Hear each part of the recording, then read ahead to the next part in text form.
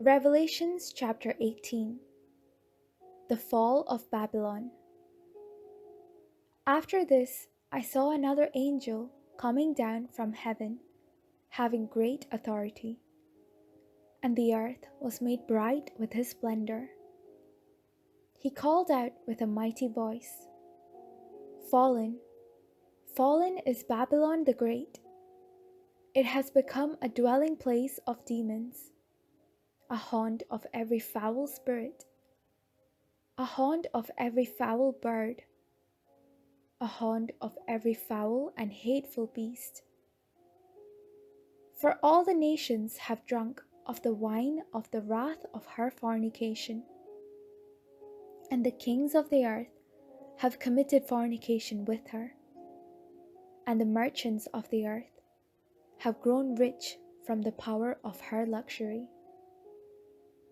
Then I heard another voice from heaven saying, "Come out of her, my people, so that you do not take part in her sins, and so that you do not share in her plagues. For her sins are heaped as high as heaven, and God has remembered her iniquities. Render to her as she herself has rendered, and repay her double for her deeds. Mix a double draught for her in the cup she mixed. As she glorified herself and lived luxuriously, so give her a like measure of torment and grief. Since in her heart she says, 'I rule as a queen, I am no widow, and I will never see grief.' Therefore her plagues will come in a single day, pestilence and mourning and famine. And she will be burned with fire, for mighty is the Lord God who judges her. And the kings of the earth, who committed fornication and lived in luxury with her, will weep and wail over her when they see the smoke of her burning.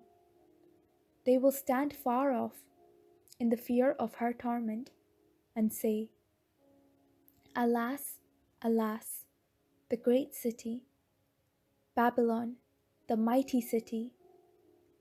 For in 1 hour your judgment has come.'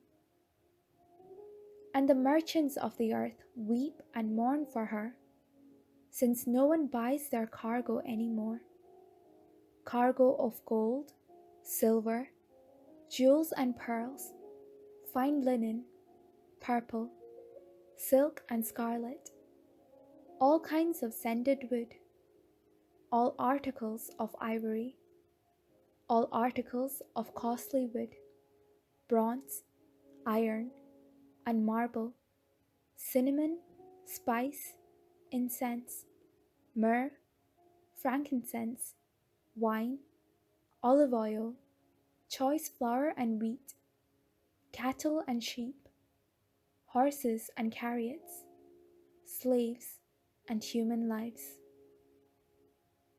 The fruit for which your soul longed has gone from you, and all your dainties and your splendor are lost to you, never to be found again.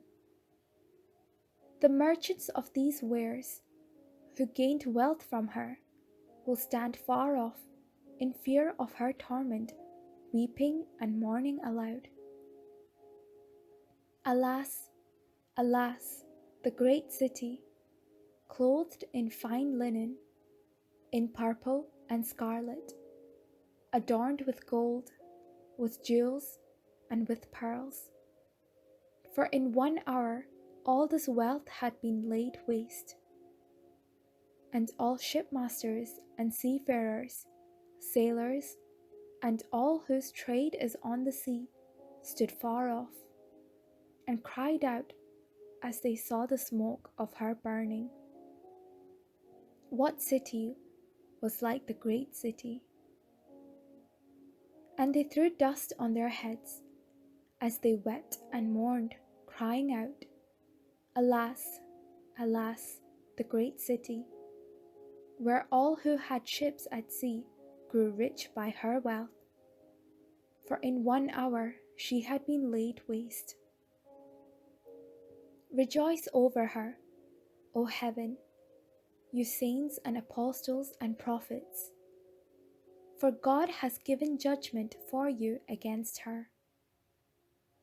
Then a mighty angel took up a stone like a great millstone and threw it in the sea, saying, with such violence Babylon the great city will be thrown down, and will be found no more.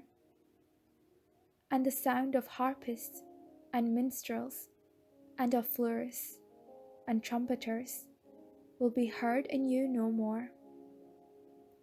And an artisan of any trade will be found in you no more.